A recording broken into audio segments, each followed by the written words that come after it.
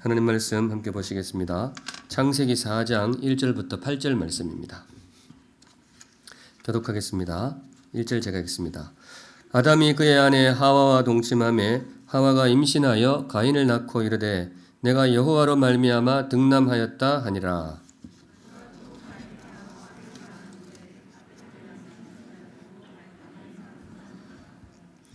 세월이 지난 후에 가인은 땅의 소산으로 제물을 삼아 여호와께 드렸고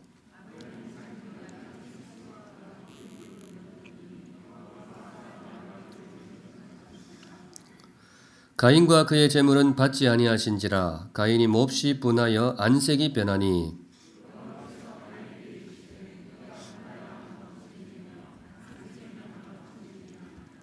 네가 선을 행하면 어찌 낯을 들지 못하겠느냐. 선을 행하지 아니하면 죄가 문에 엎드려 있느니라. 죄가 너를 원하나 너는 죄를 다스릴지니라. 가인이 그의 아우 아벨에게 말하고 그들이 들에 있을 때에 가인이 그의 아우 아벨을 쳐 죽이니라. 아멘. 오늘 이 말씀으로 주님 주시는 교훈을 함께 받도록 하겠습니다. 오늘의 말씀은 제목이 고객인가 예배자인가. 고객인가 예배자인가. 새해 첫 주일인데요. 사랑하는 선물 성도 여러분, 새해 복 많이 받으시기 바랍니다. 네, 인사 많이 하셨어요? 한 번 더 기회를 드릴까요? 새해 복 많이 받으세요. 한번 인사하세요. 네, 복 많이 받으시면 좋겠습니다. 새해 첫 주일 말씀 무엇으로 준비할까? 예배에 관한 묵상을 준비했습니다. 새해 복도 많이 받으시고 여러분을 향한 저의 소원이기도 합니다. 사랑하는 샘물 성도 여러분, 2020년 새해에 참된 예배를 경험하는 행복한 샘물 성도들 되시기를 주님의 이름으로 축원합니다. 아멘.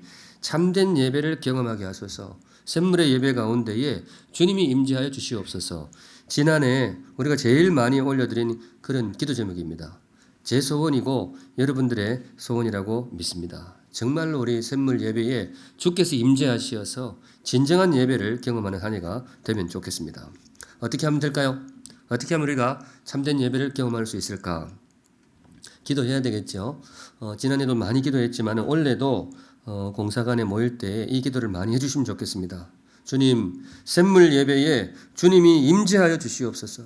샘물 예배에 사람끼리 모였다가 그냥 사람끼리 헤어지는 그런 예배 말고 하나님이 친히 임재하여 주시옵소서. 그렇게 기도하실 때에 주께서 우리에게 귀한 예배를 선물하실 줄로 믿습니다. 그런데 기도와 더불어서 또 우리가 할 수 있는 일이 무엇일까? 그걸 묵상하고 싶습니다. 예배로 나아오는 자세입니다. 예배로 나아오는 자세가 반듯할 때에 바로 그 안에 참된 예배가 임하게 될 것입니다. 바른 자세를 가지고 예배에 나오시면 좋겠습니다. 바로 그 메시지를 담은 것이 오늘 설교 제목이 되겠습니다. 예배자인가 고객인가? 성도 여러분, 여러분들은 예배자입니까? 고객입니까? 원래 제목이 뭐였을까요? 예배자인가? 그 다음에 뭐였을까요? 네, 소비자인가 이렇게 잡았었어요. 송구 영신 예배 때 제가 말씀을 드렸는데요. 예배자인가 소비자인가 이렇게 잡았다가 소비자가 너무 세가지고 이걸 별로 입에 담고 싶지 않더라고요. 그래놓고 지금 입에 많이 담고 있는데, 근데 여하튼 단어는 달라도 표현하는 의미는 똑같아요. 잘못된 예배자의 자세입니다. 고객으로 나오는 것은 참된 예배자의 모습이 아닙니다. 종교적인 소비자로 나올 때에 그 마음에 참된 예배가 임하기는 어렵습니다. 예배로 나오실 때는 예배자로 나오시면 좋겠습니다. 올 한 해 우리 샘물의 성도 여러분, 예배로 나오실 때에 고객도 아니고 소비자는 더더욱 아니고 예배자로 나오시기를 우리 주님의 이름으로 축원드립니다. 네, 바로 그 마음에 진짜 예배가 임할 것입니다. 그런데 그렇다면 우리 관심이 뭐냐? 예배자는 뭐고 고객은 뭐냐? 고객과 다른 예배자의 자세가 무엇이냐? 가인과 아벨의 모습을 통해서 참된 예배자의 길을 가늠해 보려고 합니다. 특별히 가인에게 집중하고 싶은데요. 이 사람 예배를 실패한 사람입니다. 실패한 예배자 가인, 그 사람이 왜 실패했는지 그 내용들을 묵상하면서 정말 참된 예배자의 길이 무엇인지를 우리 마음에 새겨보려고 합니다. 첫째, 우리 참된 예배자가 되려면 어떤 자세로 나와야 될 것이냐 마음에 새겨두시면 좋겠습니다. 첫째가 뭔가 하면요, 엎드림입니다. 엎드림. 참된 예배를 경험하기 위해서 우리에게 요구되는 자세들이 몇 가지가 있는데, 예배로 나올 때에 어떻게 나오라? 엎드림으로 나오라. 엎드림으로 나오라. 사랑하는 샘물 성도 여러분, 예배를 경험하기를 원하십니까? 예배 중에서도 진정한 예배를 경험하기를 원하십니까? 만일에 그렇다면 엎드리시기 바랍니다. 주님 앞에 나올 때에 엎드림으로 나오셔야 됩니다. 물리적인 자세는 우리가 앉아 있습니다. 의자에 앉아 있고 또 예배하다가 일어설 때도 있습니다. 그런데 마음의 자세는 뭐예요? 엎드리셔야 됩니다. 고객은 엎드리지 않아요. 여러분들 고객으로 어디 들어갈 때 많잖아요. 백화점 들어갈 때 어떻게 들어가시죠? 이렇게 들어가십니까? 안 그러죠? 이렇게 들어가시잖아요. 누가 이렇게 하죠? 그 스태프들이 이렇게 하죠. 근데 고객은 절대로 엎드리지 않아요. 근데 성도 여러분, 마음에 새겨두세요. 고객의 자세로는 예배를 경험할 수가 없어요. 주님이 계시는 이곳에 들어오실 때에 고객의 마음이 아니고 겸손히 엎드릴 수 있기를 바랍니다. 가인에게 이게 없어요. 가인이 왜 예배를 실패했느냐? 이 사람한테는 엎드림이 없어요. 오늘 본문에 그게 나오고 있습니다. 4절에 보시면 아벨의 예배와 가인의 예배가 대조되고 있는데요. 4절에 아벨은 자기도 양의 첫 새끼와 그 기름으로 드렸더니 여호와께서 아벨과 그의 제물은 받으셨으나 아벨이 제사를 드렸어요. 우리식으로 하면 예배를 드린 거예요. 그랬더니 하나님이 그 예배를 기쁘게 받으셨던 거예요. 좋은 일이죠. 그런데 5절은 분위기가 달라요. 5절은 가인과 그의 제물은 뭐예요? 받지 아니하신지라. 가인과 그의 예배를 하나님이 받지 않으신 거예요. 이게 사실은 조금 당황스러운 구절입니다. 성도 여러분, 이런 예배도 있을까요? 하나님이 받지 않으시는 예배. 우리는 열심히 예배를 드리는데 하나님이 안 받으시는 거예요. 등을 돌리고 계신 거지. 너네 예배는 안 받는다. 그런 예배가 있을까요? 예, 있습니다. 성경에 나오잖아요. 가인의 예배가 그랬습니다. 나름 이 사람도 예배를 드린 거예요. 열심히 드렸어요. 그런데 하나님이 그의 예배를 받지 아니하신지라. 가인과 그의 제물은 받지 아니하신지라. 성경 읽으면서 이게 도대체 어떤 상황이었을까? 잘 떠오르지는 않아요. 구체적으로 어떤 상황이었는지는 잘 모르겠어요. 예를 들어 그럴 수도 있잖아요. 가인이 예배를 드리고 있는데 하늘에서 갑자기 음성이 들려와가지고 가인아 집에 가거라. 네 예배는 됐다. 이런 음성이 들려왔는지, 아니면 그때는 이제 제물을 태워서 번제로 예배를 드렸으니까 제물을 태우려고 하는데 그날따라 이상하게 불이 잘 안 붙는 거예요. 이 예배가 진행이 안 돼. 그랬는지는 잘 모르겠어요. 어떤 상황이었는지는 성경이 기록을 안 합니다. 그래서 잘 몰라요. 그런데 분명한 건 뭔가 하면 하나님이 가인의 예배를 받지 않으셨다는 거예요. 그리고 그거를 당사자가 뭐예요? 인지하고 있는 거예요. 오늘 내 예배를 하나님이 안 받으시는구나. 오늘 성경이 그걸 기록해 주고 있습니다. 성도 여러분, 우리의 모습이 아니기를 바랍니다. 우리가 나름 예배를 드리고 있는데 하나님이 안 받으시는 예배, 우리의 모습이 아니기를 바랍니다. 그런데 어떤 예배가 그러하냐? 도대체 가인이 어떻게 예배했길래 하나님이 받지 않으시는 그런 예배가 되었느냐? 이 엎드림이 없어요. 가인이 너무 고자세예요. 이 엎드림이 없어요. 어느 대목인가 하면요. 5절 후반부 보시면 가인이 몹시 분하여 안색이 변하니. 자기가 이제 예배를 드렸는데, 제사를 드렸는데 하나님이 받지를 않으시는 거예요. 그러니까 가인의 반응이 뭐예요? 몹시 분하여 안색이 변하니. 이 속에서 분노가 끌어올라가지고 안색이 확 바뀌는 거예요. 물론 이거는 예배로 들어오는 모습은 아닙니다. 예배로 들어오는 모습은 아니고 예배가 끝난 후의 모습이에요. 예배를 드렸는데 하나님이 안 받으시니까 화가 난 거예요. 그런데 이걸 보면, 이 장면을 보면 거꾸로 이 사람이 예배로 들어올 때에 어떤 마음으로 들어왔는지를 충분히 가늠할 수가 있어요. 뭐냐? 한번 드려주러 온 거예요. 고객의 자세로 온 거예요. 그냥 바쁜데 내 시간 내가지고 한번 드려주러 온 거예요. 그런데 뭐예요? 하나님이 그 예배를 안 받으시는 거예요. 그러니까 화가 나는 거지. 아니 말이지, 하나님이 바쁜데 왔더니만 예배도 안 받고 말이지. 감히 내가 예배를 드리는데 내 예배를 안 받아? 이런 거예요. 성도님, 이런 경우가 있을까요? 근데 참 이게 사실 있을 수 없는 얘기잖아요. 그런데 여러분 조금 차분히 돌아볼 필요가 있는 건 뭔가 하면요. 성경은 없는 이야기 하는 법이 없어요. 성경은 없는 이야기 안 합니다. 성경이 굉장히 두꺼운 것 같지만 이게 그렇게 두껍지 않아요. 쓰고 싶은 내용에 비하면 이것도 굉장히 얇아요. 그래서 꼭 필요한 말씀, 있는 이야기면 씁니다. 그리고 이게 조심스러운데요. 성경은 남의 이야기하는 법도 잘 없어요. 남의 이야기 안 합니다. 생각하면 우리의 모습일 수도 있는 그런 것들만 적어 놓았어요. 뭐냐? 우리도 예배 드리러 왔는데 예배자의 자세가 아니고 고객의 모습으로 오는 경우가 있다라는 거예요. 이럴 수가 있다라는 겁니다. 예를 들어 이런 경우죠. 오랜만에 예배를 드리러 왔는데 오늘따라 설교가 영 좀 별로예요.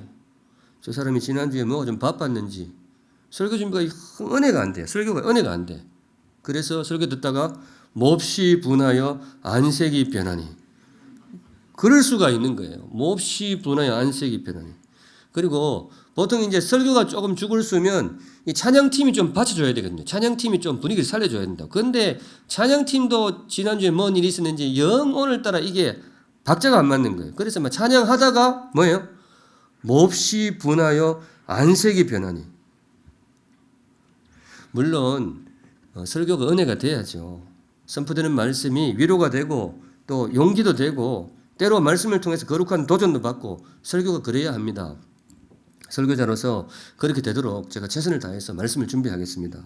그런데 그건 제 몫이고요. 여러분에게 당부드리고 싶은 게 있는데 여러분들이 예배로 들어오실 때에 고객의 모습으로 들어오시면 안 돼요. 다른 말로 평가자로 들어오시면 안 됩니다. 설교를 평가하러 들어오시면 안 돼요. 찬양팀 예배 분위기 평가하러 들어오시면 안 돼요. 평가자의 마음에는 예배가 임할 수가 없습니다. 고객의 마음 속에는 예배가 임할 수가 없어요. 물론 고객의 마음으로 가야 될 때도 있어요. 백화점 들어갈 때는 어때요?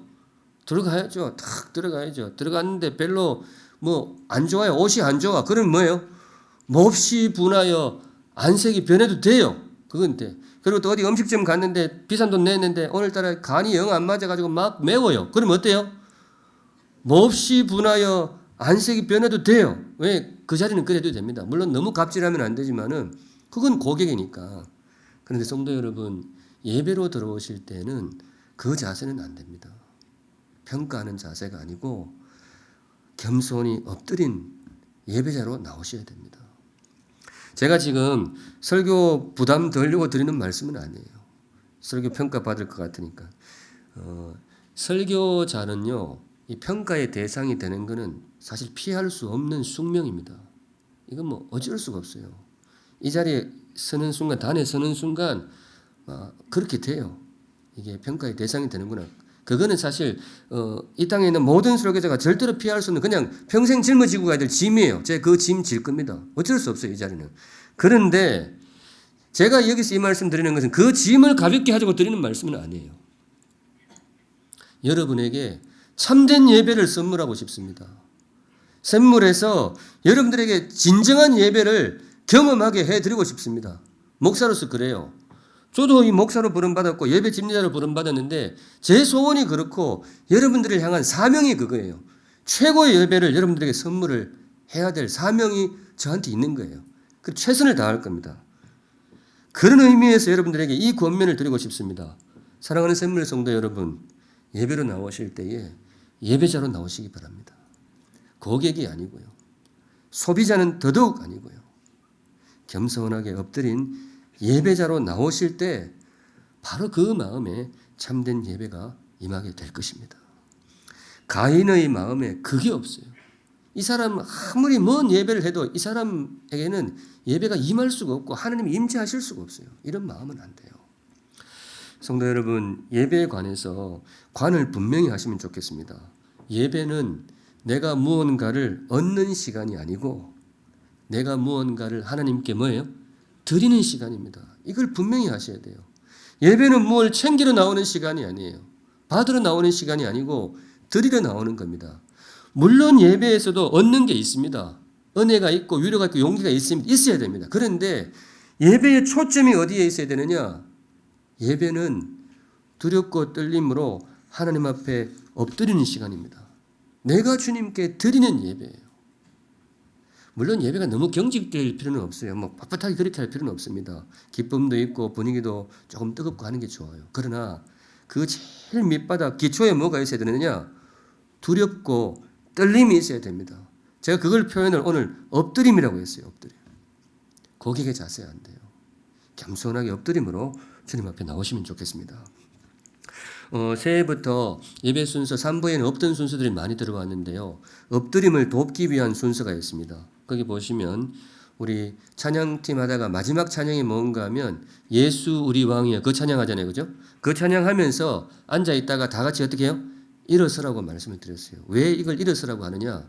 사실은 그게 일어서는 시간이 아니고 주님 앞에 엎드리는 시간입니다. 마음은 엎드리시기 바랍니다. 가사가 그래요. 예수 우리 그 다음에 뭐예요? 왕이요 이렇게 돼요. 주님을 왕으로 모시는 시간이에요. 예수 우리 동무요 이거 아니에요. 예수 우리 왕이요. 왕 앞에 어떻게 해야 되겠어요? 주님이 정말 우리의 왕이시잖아요. 그분 앞에 겸손히 엎드리는 단지 찬양이 아니고 이 엎드림의 찬양이 되기를 바랍니다. 그 다음 가사가 보좌로 주여 임하사. 보좌, 왕의 자리잖아요. 그런 언어들이 들어있습니다. 언어들이 정확해요. 우리가 일어서서 찬양하지만은 마음의 자세만은 주님 앞에 겸손히 엎드리기를 바랍니다. 그리고 또 한 가지 순서가 있는데요. 참회의 기도가 있습니다. 고대로부터 교회는 전통적으로 예배 시간마다 참회의 기도를 드리게 되어 있습니다. 그런데 이 시간이 뭐냐? 죄를 회개하는 시간 맞습니다. 그런데 그것보다 좀 더 근본적인 게 있는데요. 초두에 소개를 시켜드렸지만은 대략 이런 내용으로 기도하시면 됩니다. 거룩하신 주님, 제가 감히 이 자리에 나올 수 없는 죄인이지만은 예수님의 십자가 공로를 의지하여 주님 앞에 나와왔습니다. 나를 용납하여 주옵소서. 나를 이 예배의 자리에 허락하여 주시옵소서. 그런 내용으로 여러분들의 언어로 들으시면 됩니다. 왜냐? 이 예배의 자리 사실은 아무나 들어오는 게 아니에요. 문 열어준다고 다 들어오는 건 아니거든요. 물론 목사로서는 누구든지 많이 들어오면 좋아요. 그런데 그거는 제 입장이고 하나님 앞에서는 사실 저 같은 사람이나 여러분 같은 사람들이 함부로 나올 수 있는 자리가 아닙니다. 죄인이기 때문에 그래요. 그런데 우리가 어떻게 나올 수 있느냐? 예수 십자가 보혈의 공로를 의지하고 나오는 겁니다. 그 두려움이 있어야 돼요. 그 감사가 있어야 됩니다. 그런 의미에서 사랑하는 샘물 성도 여러분, 올 한 해 예배하실 때 저 문을 열고 들어오실 때에 엎드림으로 나오시기를 우리 주님의 이름으로 축원드립니다. 네, 바로 그 마음에 참된 예배가 임하게 될 것입니다. 두 번째, 참된 예배자가 되는 길이 무엇이냐? 첫째는 엎드림이라고 그랬는데요. 두 번째는 이것도 마음에 꼭 새겨두세요. 정성입니다. 예배를 경험하기 원하신다면 성도 여러분 정성 어른 정성으로 예배로 나오시기 바랍니다. 헌금 이야기를 좀 드려야 되겠는데요. 헌금 설교는 사실 목사로서 굉장히 부담되는 설교임이 틀림없습니다. 그러나 저는 막 필요하면 합니다. 왜냐하면 이 헌금이라는 것이 우리 신앙생활과 예배생활에 있어서 굉장히 중요한 대목인데 그거면 인간적으로 좀 부담스럽다고 그거 설교를 안 한다. 저 그런 목사 하고 싶지 않아요. 그런 목사 별로 좋은 목사도 아니래요. 참 중요한 대목인데요.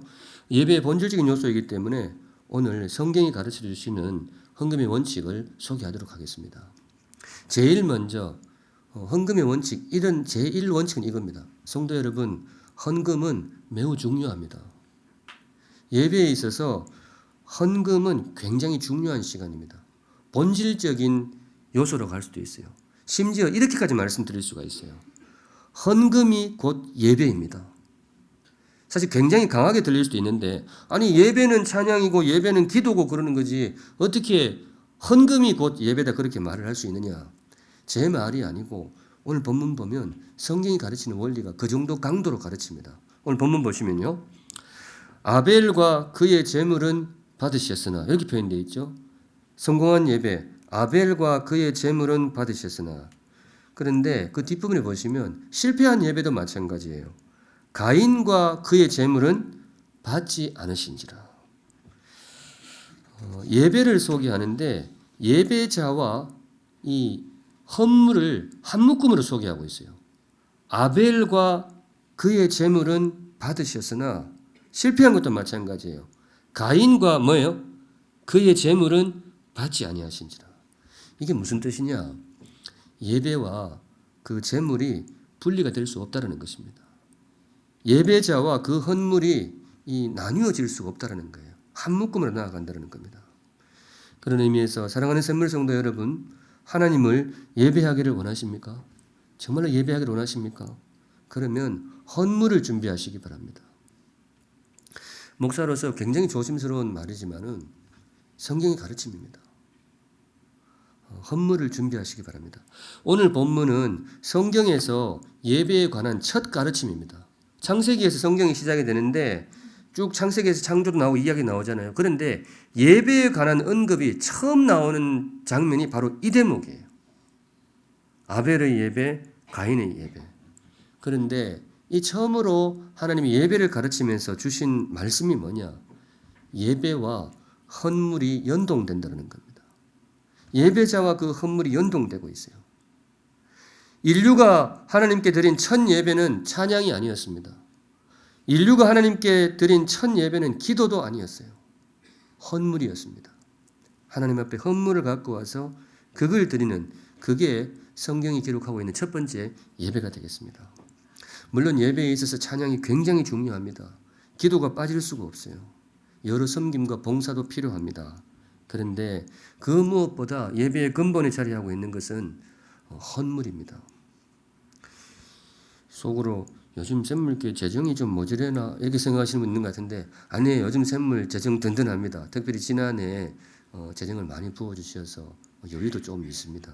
전혀 그런 내용은 아닙니다. 그런데 왜 이 말씀을 드리느냐? 성도 여러분, 목사로서 여러분들에게 예배를 경험하게 해드리고 싶어요. 진정한 예배를 여러분들에게 선물하고 싶습니다. 샘물에서 저도 목사로서 그게 뭐겠어요? 목사는 꿈이고 야망이고 전부 여기 있는 거예요. 제가 교회가 꿈이라 그랬는데 그 교회 중심에 뭐가 있겠어요? 예배가 있습니다. 정말로 진정한 예배를 샘물에서 드리고 싶고 그걸 성도들과 함께 경험하고 싶습니다. 그래서 제가 드리는 말씀입니다. 성도 여러분, 예배를 원하신다면 헌물을 준비하시기 바랍니다.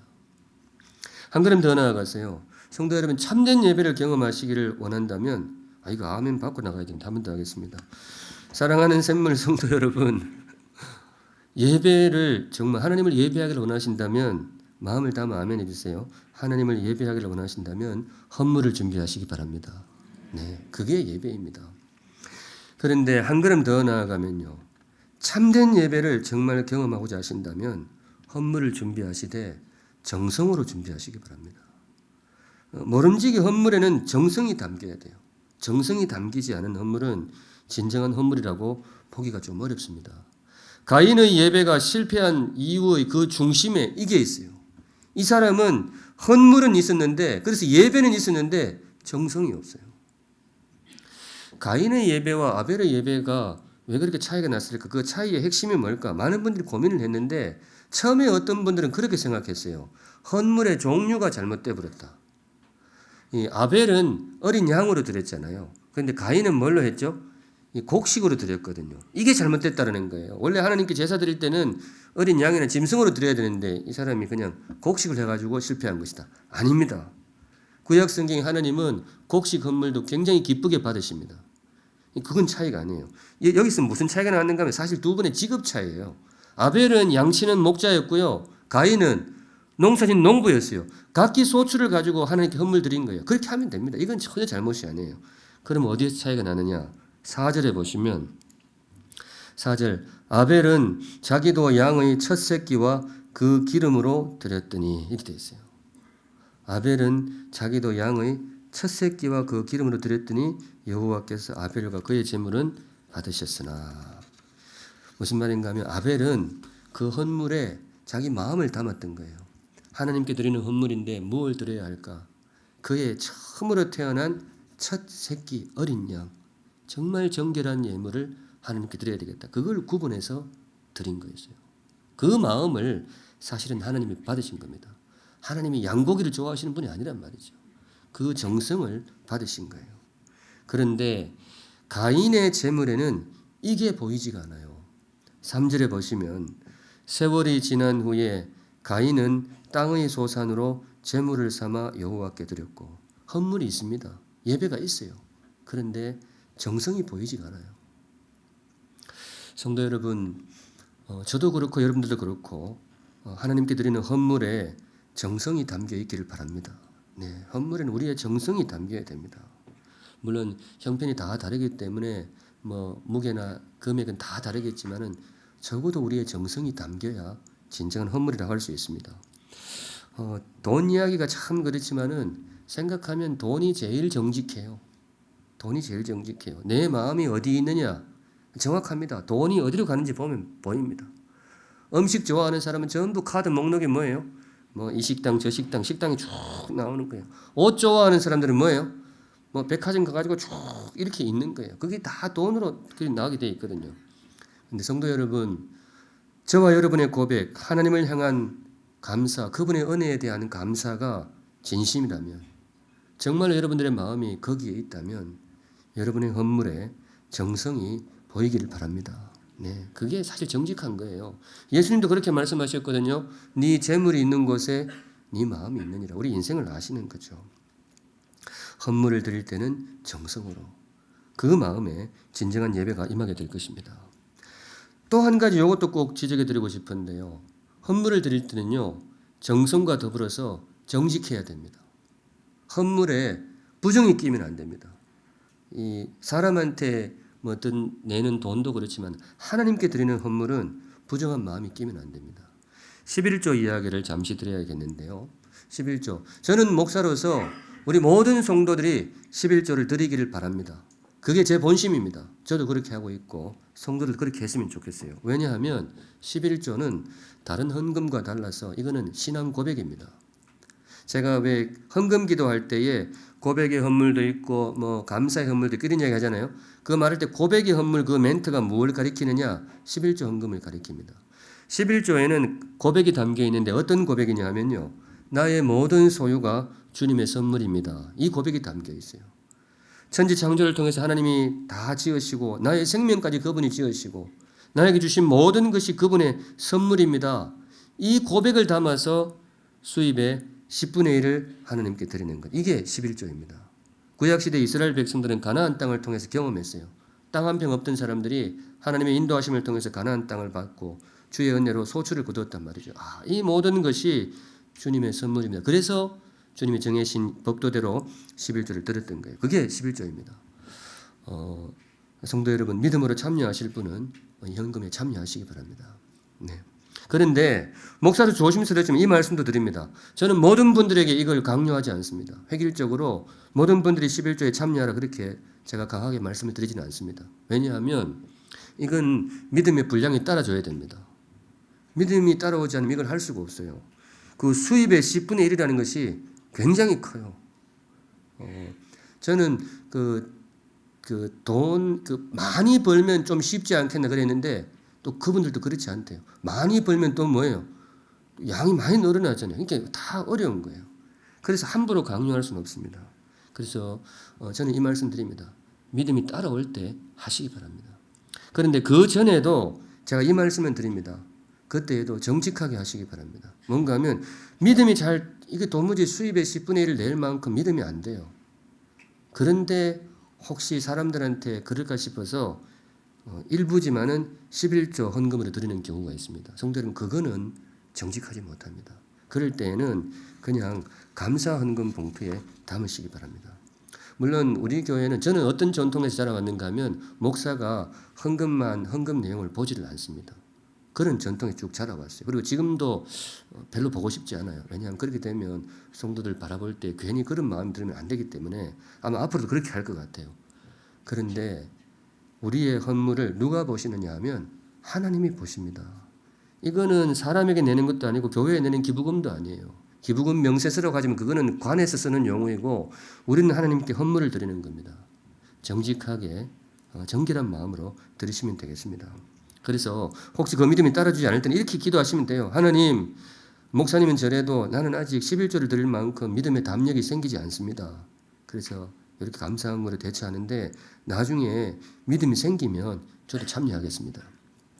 저도 나름 하나님을 좀 아는데요. 우리 하나님 그 기도 이해하십니다. 그걸 충분히 이해하십니다. 그걸 기도하시고 나중에 믿음이 생기면 참여하시면 좋겠습니다.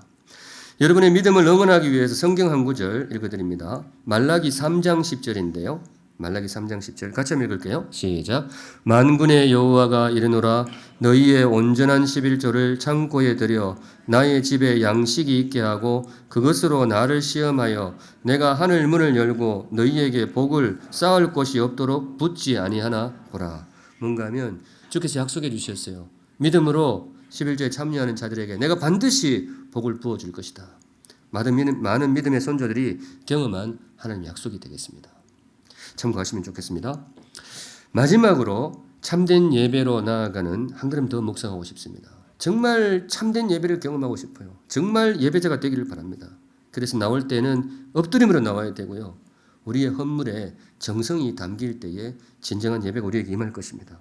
마지막 한 걸음은 뭔가 하면 옆에 계신 분하고 관계 문제입니다.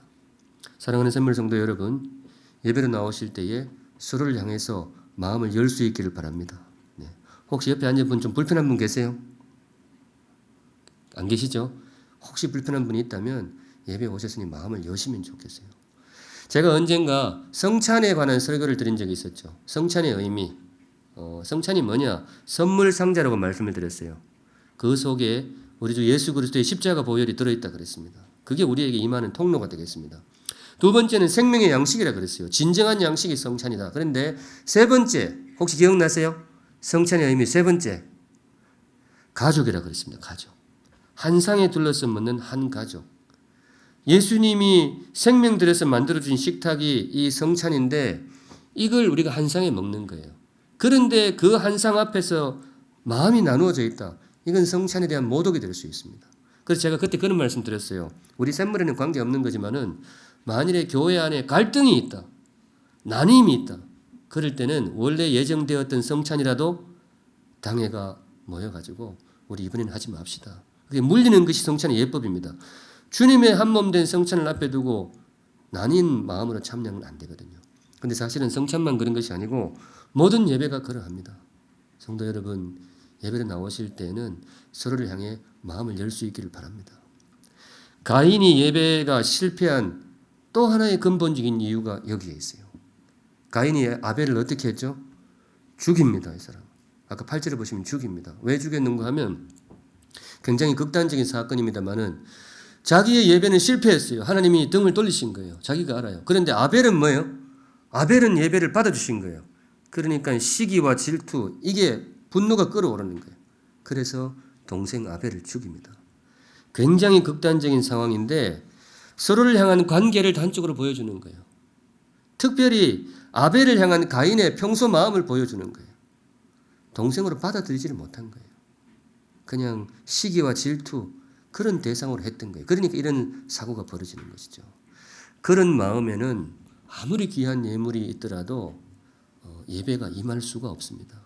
그런 의미에서 사랑하는 샘물 성도 여러분, 예배로 나오실 때 서로를 향해서 마음을 열 수 있기를 바랍니다. 그걸 돕는 순서가 있습니다. 기억나세요? 이렇게 한번 하라 그랬잖아요. 한번 해볼게요. 이렇게 해보세요. 네. 제일 먼저 누구를 받아야 되는가 하면 앞에 있는 목사를 받으셔야 돼요. 여러분 요즘 제가 좀 좋습니까? 꼴도 보기 싫습니까? 보통 목사님들 말하는데 지금은 뭐라고 하는가 하면 허니문이에요. 허니문. 이 정도는 좋아요. 근데 보통 정해진 기한이 있습니다. 공신력 있는 정보에 의하면 한 2년, 3년 가면 좀 메마르고 건조해진다 그래요. 그럴 때에도 저를 향해서 마음을 여셔야 돼요. 그리고 옆에 계신 분하고도 뭐예요? 마음을 여셔야 됩니다. 우리가 서로 마음을 닫고 있는데 하나님이 어떻게 우리를 향해 마음을 열겠어요? 한번 해보겠습니다. 사랑하는 샘물 성도 여러분, 삼위 하나님의 은총이 여러분과 함께하기를 바랍니다. 네네. 그게 서로를 향해서 마음을 여는 게 되겠습니다. 이거 끝나고는 바로 옆에 분하고 인사라 그랬잖아요. 축복합니다. 반갑습니다. 그게 서로를 향해서 마음을 여는 성도의 교제입니다. 예배로 나아가기 위해서는 반드시 그런 시간이 필요합니다. 이 성도의 교제라는 것이 괜히 그냥 예배 분위기 띄우자고 넣어놓은 게 아니에요. 예배의 아주 중요한 본질적인 요소에 들어가게 됩니다. 매번 예배로 오실 때에 서로를 향해서 열린 마음으로 나오시면 좋겠습니다. 말씀을 맺습니다. 오늘 주님께서 저와 여러분에게 주신 말씀, 예배자인가 고객인가? 사랑하는 샘물 성도 여러분, 고객이 아니라 예배자가 되시기를 주님의 이름으로 축원합니다. 네, 예배를 경험하기 위해서 그렇습니다. 목사로서 정말 여러분들에게 최고의 예배를 선물하고 싶습니다. 제 능력으로 되는 것은 아니지만은 어떻게 하든지 온 힘을 다해 여러분과 함께 최고의 예배를 경험하고 싶습니다. 제가 할 도리는 제가 최선을 다해서 하겠습니다. 그런데 여러분들도 함께 협력해 주시면 좋겠습니다. 예배로 들어오실 때 어떤 마음으로? 엎드림으로 나오셔야 됩니다. 고객의 마음 안 돼요. 그리고 정성으로 나오시기 바라고 서로를 향해서 마음을 열고 하나된 마음으로 나오시기 바랍니다. 바로 그 자리에 진정한 예배가 임할 줄로 믿습니다.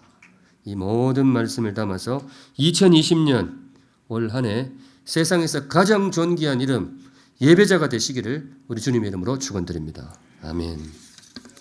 함께 찬양하겠습니다. 주를 위한 이곳에 예배하는 자들 중에 말씀 마음에 새기면서 찬양하도록 하겠습니다. 거룩하신 하나님, 성도들과 함께 우리의 소원과 다짐을 올려드립니다. 엎드리는 자가 되겠습니다. 고객이 아니고 예배자가 되겠습니다. 정성으로 나오겠습니다. 열린 마음으로 나오겠습니다. 최선을 다해서 예배하겠습니다. 주님, 이곳에 임재하여 주시옵소서. 치유의 능력과 회복의 역사가 이곳에서 일어나게 하여 주시옵소서. 예배하는 자가 되기를 원합니다. 예배를 받아 주시옵소서. 거룩하신 하나님, 성도들 주님 앞에 정성으로 헌물을 올려드립니다. 기쁘게 받아 주시옵소서. 고백의 헌물도 있고 소망의 헌물, 감사의 헌물, 간구하는 마음을 담은 헌물도 있습니다. 주님 세밀하게 살펴보시고 우리 성도들을 가장 복되고 선한 길로 인도하여 주시옵소서. 지금은 우리 구주 예수 그리스도의 은혜와 하나님 아버지의 그 크신 사랑과 성령 하나님의 임재하심이 이 자리에 모인 모든 주의 백성들 머리 위에 이제로부터 영원까지 항상 함께 계실지어다. 아멘.